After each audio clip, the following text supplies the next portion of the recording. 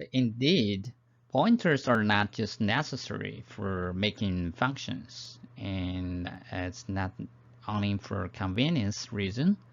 It's efficient when there are used to avoid some of the frequent manipulations of data values.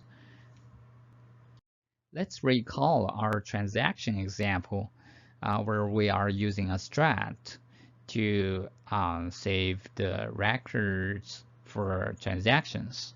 And we're using a char array to save the name. And that means for each of the records, there will be an char array to save that name. However, there's another option like showing here the transaction 2. We can actually use a pointer to do that. And for item names, we can initialize them somewhere. Then we can refer to that name in the memory, use that pointer. So in some of the cases, it will save a lot of memory. For example, if we have just 5 item names, however, we have 1,000 transaction records.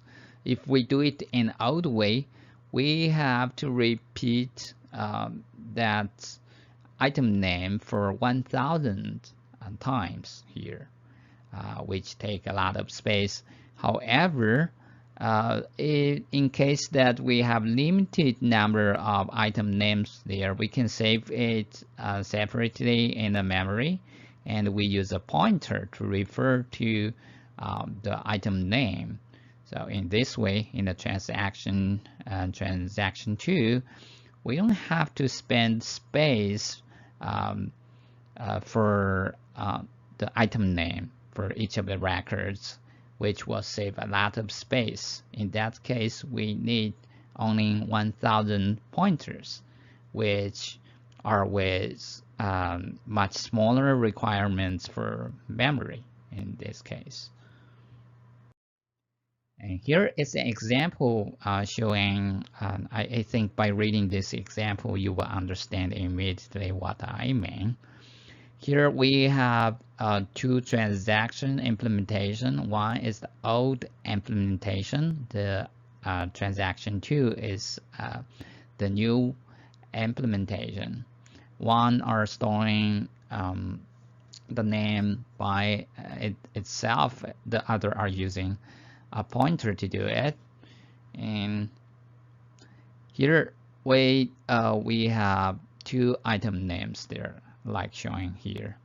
So what we're going to do in this example is we're trying to initialize here like 100,000 of records by assigning the name to these 2 types of transaction structure, like the code showing here.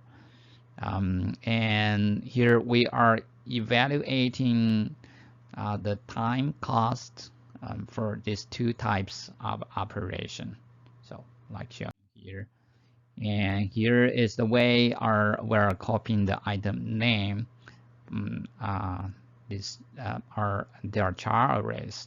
That's very easy for just by you can copy them character by character in this way. This is a simple code of copying copying a string.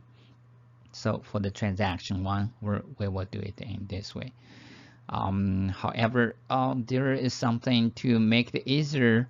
I'm using this very special expression in C programming where you can write the if-else in a compact way. So what you have to do is a test expression following by a question mark. So if the test result is true, this part before this semicolon will be executed. If the test result is false, the second part, that part after that semicolon will be executed. So it's equivalent of using if and else is showing here. I already comment them out. So anyway, this part is doing the setting or initializing of item name in the old way to the first or the old implementation of the transaction. Okay. So this is an explanation of that operator. So like what I have introduced, there is a condition that's a test. If the condition is true, the first part before the semicolon will be executed. Otherwise, the second part will be executed. So this can help us to write the if-else in a much more compact way. So, okay. Here is something.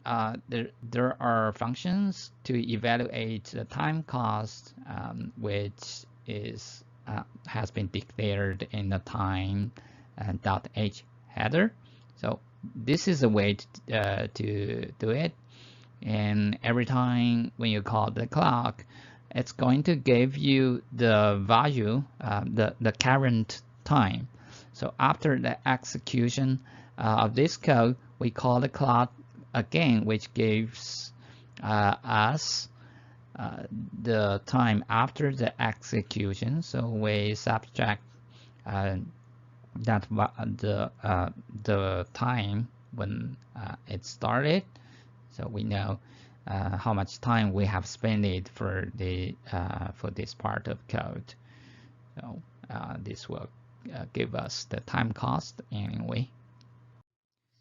And second part of that program is very easy. It's much easier because we are actually saying we are not copying the item name string.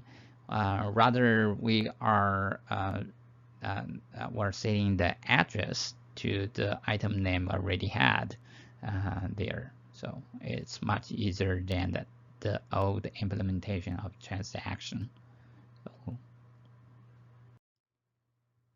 and you will see that these two parts in these two ways of initialization of transaction structures are compared here. We have to repeat that for 1,000 times, and then we will see some result like this.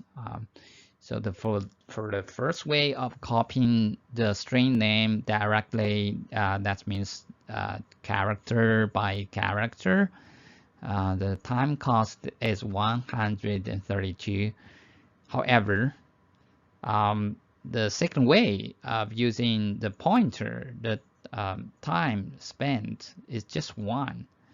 You will see there is a significant difference between them. However, the results are exactly the same. We have initialized these two sets of records with the same results, however, with totally different time costs. Something I have to remind you is the string names. That means the name of that char array are const pointers to the strings or char arrays. So in that case, we don't have to use the address searcher to find out the address. So that's because it's the address array.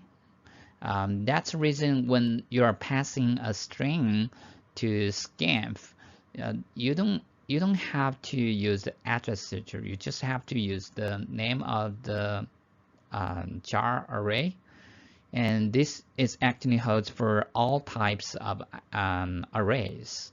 For arrays, the name of that array is an address. It's a pointer actually. So. Okay, this is pretty much like the basic idea of pointers. In addition, because pointers are variables, that means there are operators defined on them, like the minus and plus.